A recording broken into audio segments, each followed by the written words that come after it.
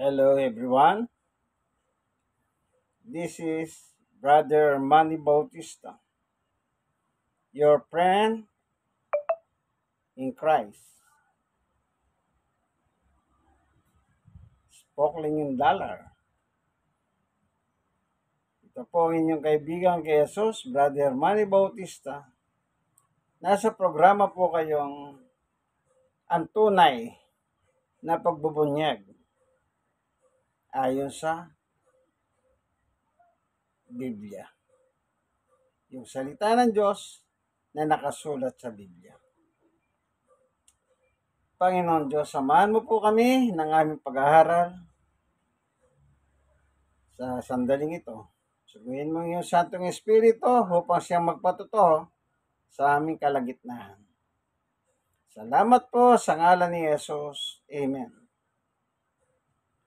Minsan pa tayo mag-aaral, pero meron tayong gagamitin Biblia at saka magazine.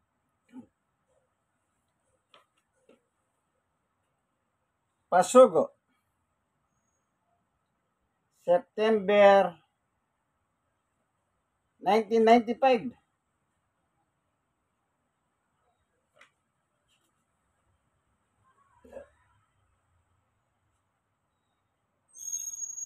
Volume 47, number 9. What faith can do.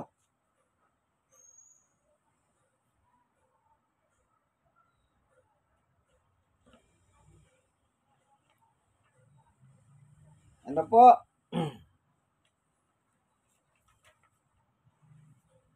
Meron dito po sa pahina 2. Ito. Letter. Kasi meron pong tanong dito, meron sagot.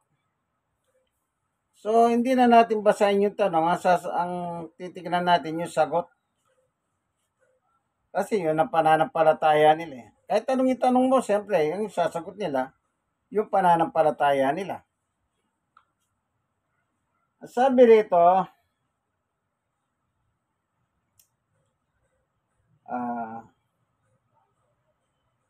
editor reply. No, editor reply.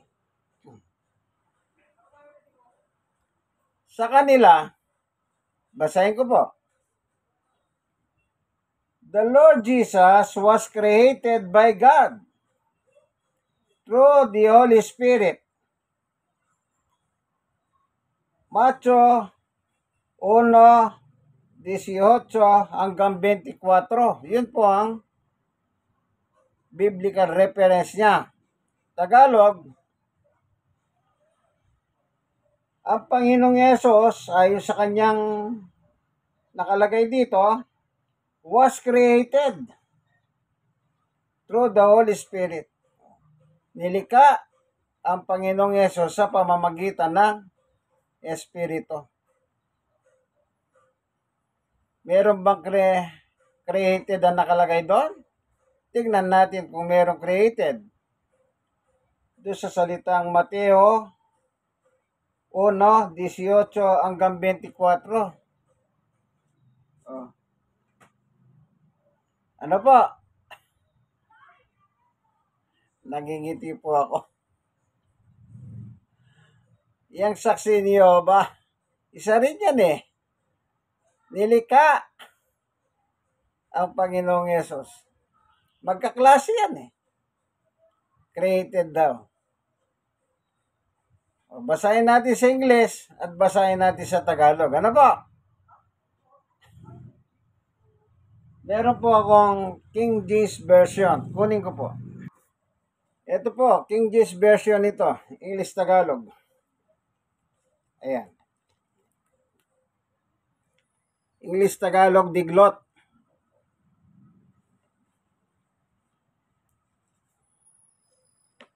Mateo 1:18 hanggang 24.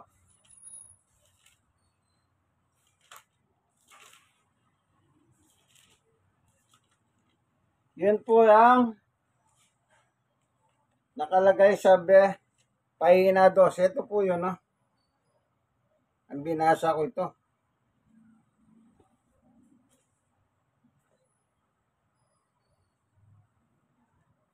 Magnifying glass. Mateo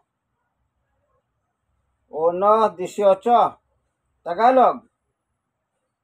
Ang pagkapanganak nga kay Jesucristo, ganito. Nang si Maria na kanyang ina, mag-aasawa kay Jose bago sila magsama, ay nasumpungan siyang nagdadalang tao sa pamamagitan ng Espiritu Santo. Nagdadalang tao. Sa English. Now, the birth of Jesus Christ was on this wise. When his mother Mary was espoused to Joseph, before they came together, she found with child of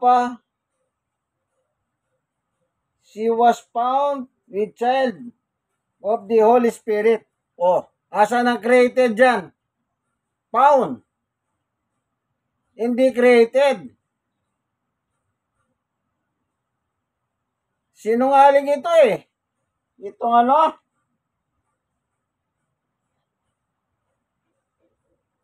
editor reply. Kasi kaya nila sinabing created. Ito po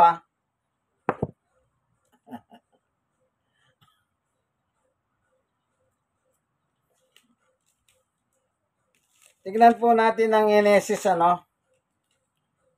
Genesis 1:26, 1:27. Sa English. Madugo ito. Genesis 1:26, 27.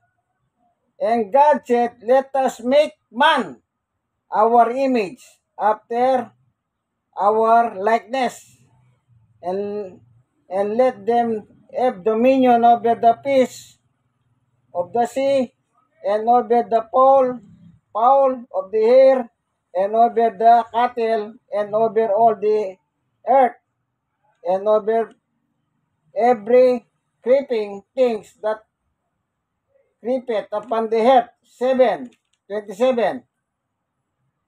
And God created man. Yan. Ito po, maliwanag. Created man. Man means lalaki, babae. Babae, lalaki. Ano po? English. Genesis chapter 1, verse 27. So God created man in his own image. In the image of God created he him. Male and female created he them.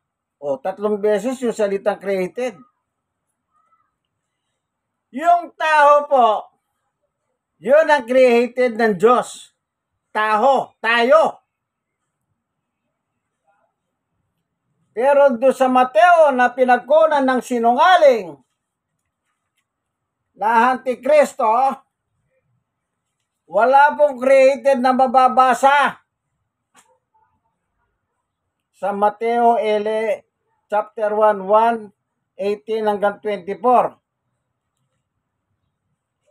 So, kumpletuhan natin. Baka sabihin mo, brother, ba't 18 lang ang binasa mo, hindi mo tinuloy? Tingnan nga natin. Walang personal na kaibigan, Ewan ko bakit ako nagkaroon ng pasugo. Siguro sadya pinadala sa akin ito. Hindi ko alam paano ko nagkaroon Hindi ko na maalala. Siguro, sabi ng Diyos para magamit mo. Ano po? Okay. Sa 18. Now the birth of Jesus Christ was on this wise. When as his mother Mary was exposed to Joseph, before they came together, she was found with child of the Holy Ghost. 19. Then Joseph, her husband, being just man, and not willing to make her public example, was minded to put her away privately. Privily. 20. But while he thought these things, behold, the angel of the Lord appeared unto him in dreams, saying, Joseph, the son of David, fear not to take unto thee Mary and thy wife, for that which is conceived in her is the Holy Ghost. Ayan, conceived. Sa Tagalog, sapagkat ang kanyang dinadalang tao ay sa Espiritu Santo. Ayan. Espiritu Santo, ang dinadala niya. Tao ba yun? Sabi created eh. Sandali lang po. Tuloy po tayo. Kala ko po merong kumakatok doon pala sa kabila. Tuloy natin. Hanggang 24 yun, ano? Ayan. 21. And he shall bring forth a son, and thou shalt call his name Jesus, for he saved his people from their sins. Now all this was done that it might be fulfilled which was spoken of the Lord by the prophet, saying, Behold, a virgin shall be with child, and shall bring forth a son, and they shall call his name Emmanuel, which interpreted is God with us. 24. Then Joseph, being raised from his sleep, did as the angel of the Lord bidden him. He took into him his wife. Yan. Wala naman po nakalagay na created siya. Yung nagdadalang tao siya, ang sabi ng anghel sa Tagalog po. Sa verse 20, datapat samantalang pinag-iisip niya ito, narito ang isang anghel ng Panginoon napakita sa kanya sa panaginip na nagsabi, Jose, anak ni David, huwag kang mag-alala na pagtanggap kay Maria na iyong asawa, sapagkat ang kanyang dinadalang tao ay Espiritu Santo. Ang dinadalang tao niya pala, Espiritu Santo. Paano mo sabihin ngayong created? Created ba yon? Ang mahirap sa kanila, nilagay nila yung created. Wala namang salitang created doon. Ulitin natin. Sabi ng editor reply sa page 2 ng Pasugo, September 1995. Volume 47, number 9. The Lord Jesus was created by God. Ang daming talata sa Biblia, sabi ng Diyos, ito minamahal kong anak na lubos kong kinalulugdan. Hindi sinabi ng Diyos na create niyang kanyang anak. Wala kang mababasa sa Biblia na ang Diyos nagsabi na yung kanyang anak na minamahal ay kanyang nilikha. Yan ang salitang nilikha, created. Kagaya ng binasa ko sa Genesis 1:25 ay 26-27. 3 beses binanggit yung created sa verse 27. Ang tinutukoy doon tao. Wala tayong magagawa. Palibasa, ang Iglesia ni Cristo na tinayo ni Yuma Felix Manalo na kulto ni Satanas at Antikristo, talagang ang gusto nila, tao si Jesus, kaya created. Tayo ang created ng Diyos. Si Jesus hindi. Anak nga yan eh. Sa langit pa lang, magkasama na yung magama. Hallelujah.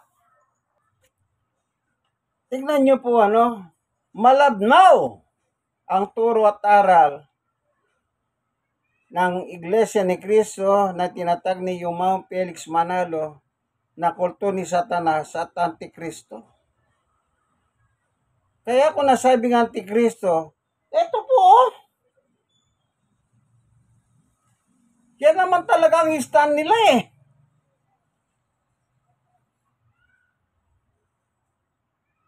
Ano po?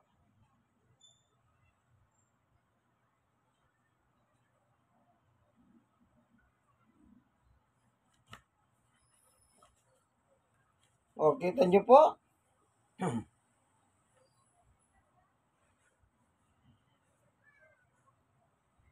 Tuloy natin,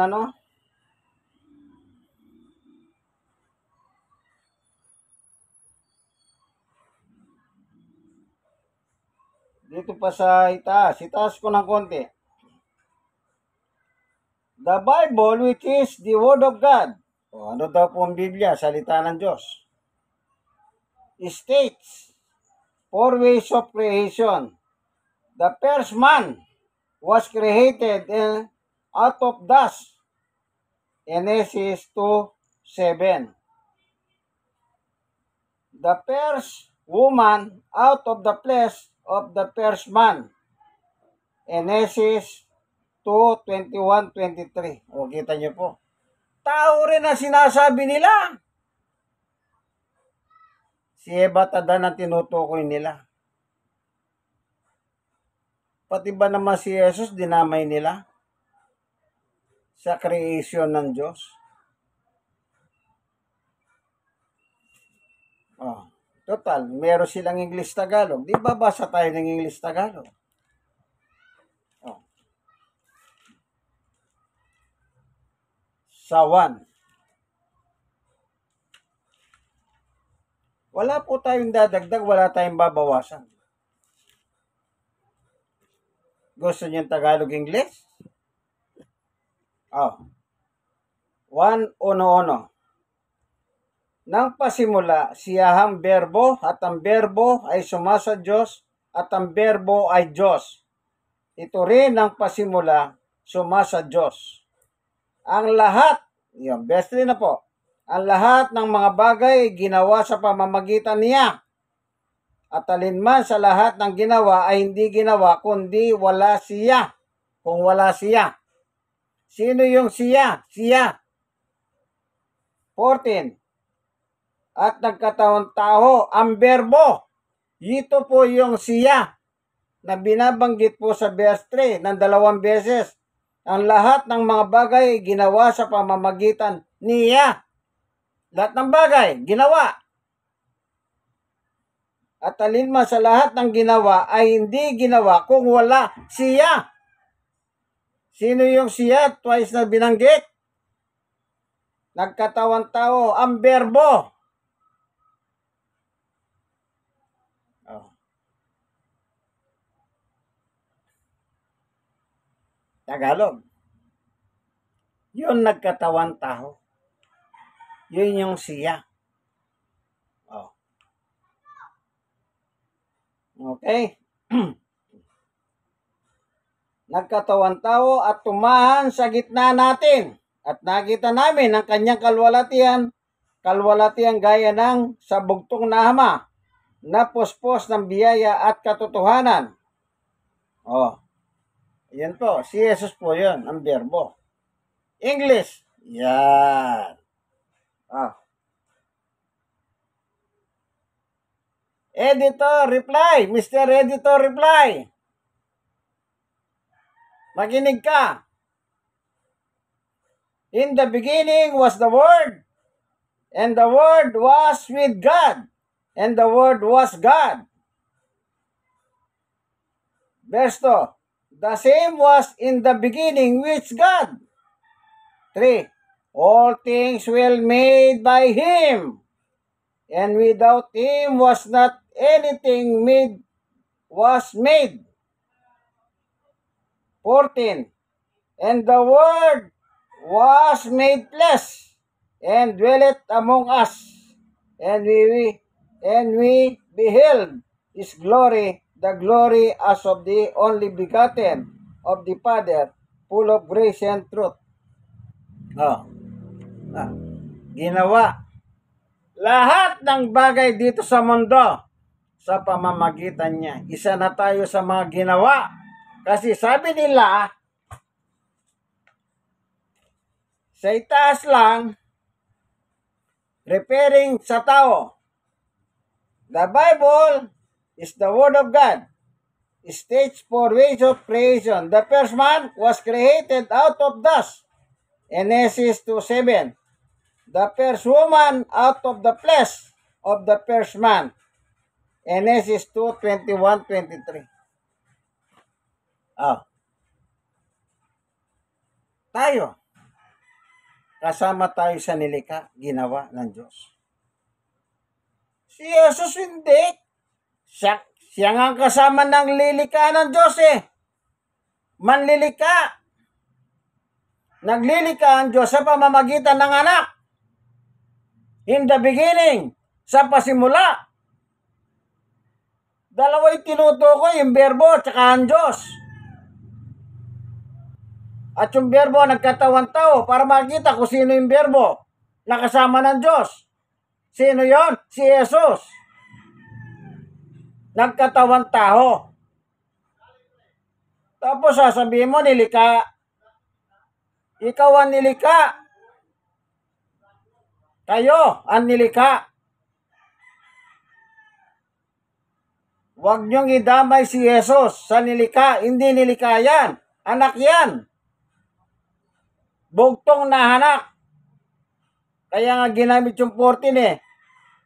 Bugtong na ama, nagaya sa bugtong na ama. Ibig sabihin ng bugtong, walang kasama, walang kadu. Hallelujah.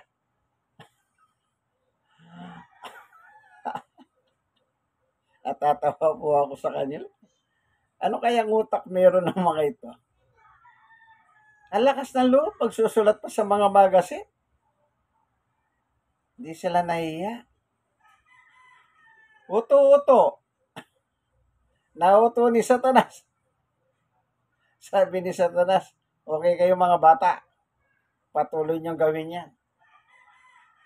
Oh. Si Satanas nga nilikha ni Jesus eh. Kasi anghel siya. Oh, babasa tayo.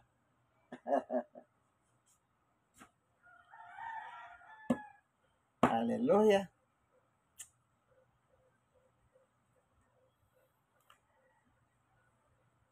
Sige po, magbasa po tayo, pandagdag. Para Kolosas 1:15. Na siyang larawan ng Diyos na di nakikita, ang panganay sa lahat ng mga nilalang. 16. Sapagkat sa kanya nilalang ang lahat ng mga bagay sa sangkatalangitan at sangkatalupahan, na mga bagay na nakikita at mga bagay na di nakikita, maging mga luklukan o mga pagsakop o mga pamunuan o mga kapangyarihan at lahat ng bagay nilalang sa pamamagitan niya, ukol sa kanya. Ayan, sabi ni Pablo.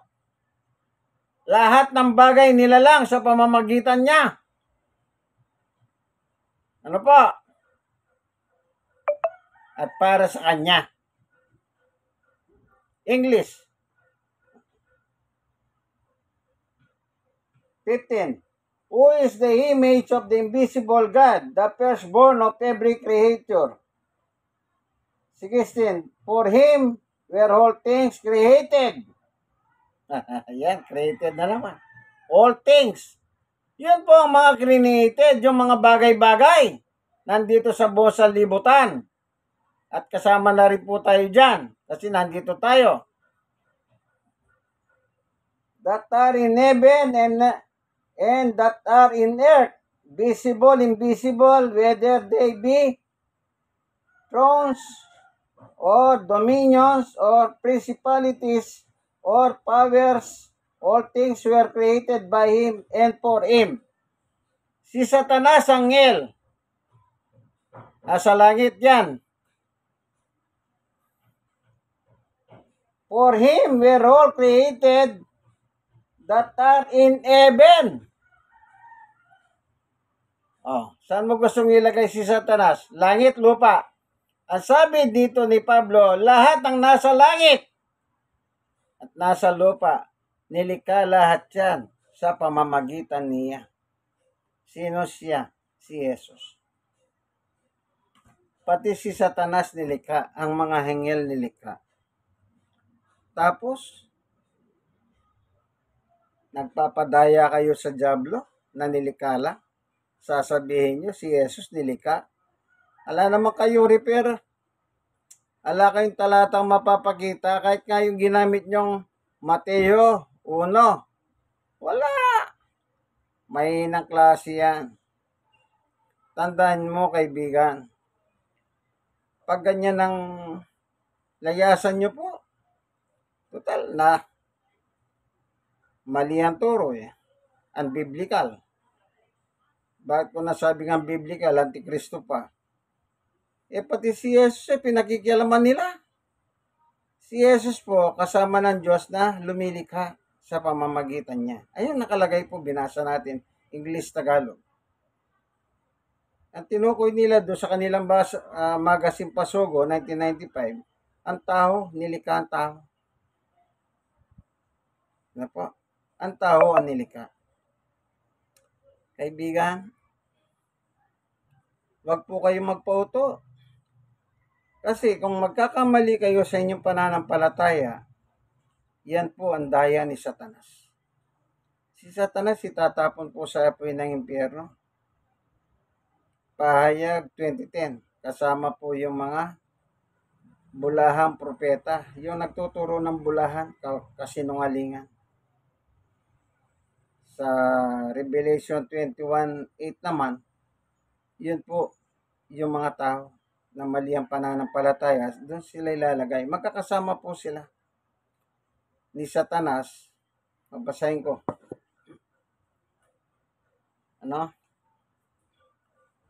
Dito po sa poemen.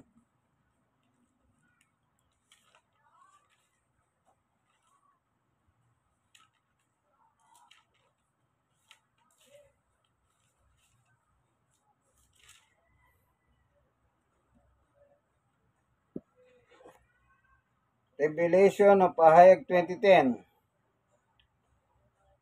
At ang dyablo ng daya sa kanila itinapos sa lawa ng apoy at asupre na pinagtapunan din sa alimaw at sa uwad na propeta.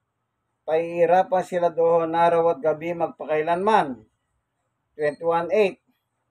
Subalit para naman sa mga duwag, mga taksil, mga gumagawa ng kasukulam-sukulam na bagay, mga mamamatay tao, mga nakikyapid, mga mangkukulam, mga sumasamba sa Diyos-Diyosan, at sa lahat ng mga sinungaling, ang magiging bahagi nila sa lawa nagliliyab na apoy at asupre, ito ang pangalawang kamatayan. Mga sinungaling.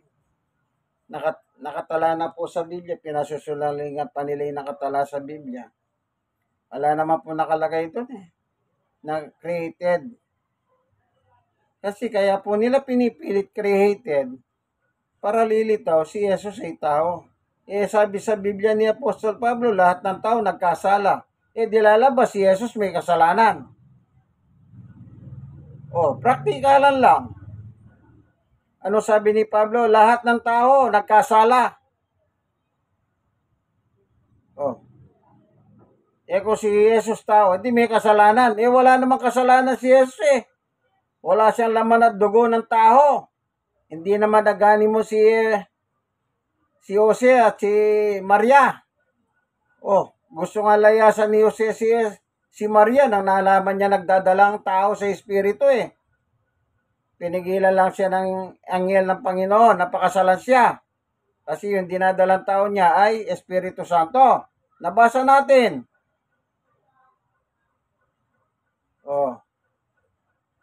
Sumunod lang si Jose sa sinabi ng anghel. Pero ang totoo, gusto niya layasan. Kasi sa panahon nila, hindi po maganda yung reputasyon ng babae na nagdadalang tao na magkakaroon siya ng asawa. Alam niyo po, itong mga pangahas na ito, nagmamarunong, nagbabasa ng Biblia pa, kunwari.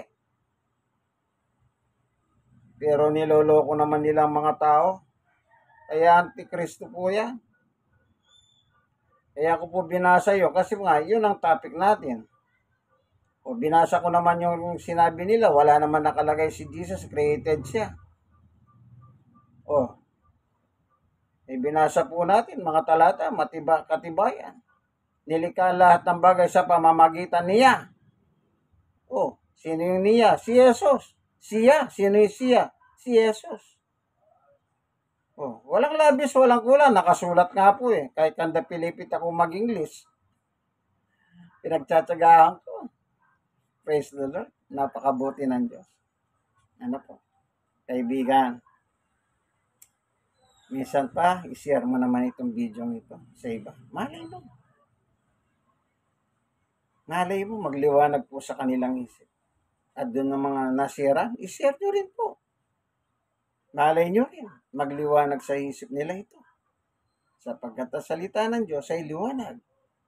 119 verse 105 ng Hawit. Kayo na lang po magbasa, assignment nyo yan. Sige na nga, basahin ko na. Panguli na lang po, magsasara na po tayo. Hindi po magsasara. 119 ng Awit.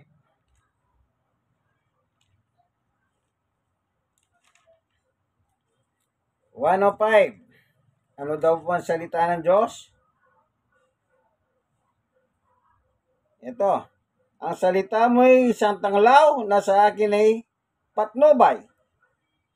Sa landas kong darahanan, liwanag na tumatanglaw. Maliwanag po, liwanag ang salita ng Diyos. Ganito na lamang po. God bless us all. Ito po ang inyong kaibigan kay Jesus, Brother Manny Bautista. Nasa programa po kayong ang pagbubunyag, ang tunay na pagbubunyag ng katotohanan o salita ng Diyos ayon sa Biblia. Amen.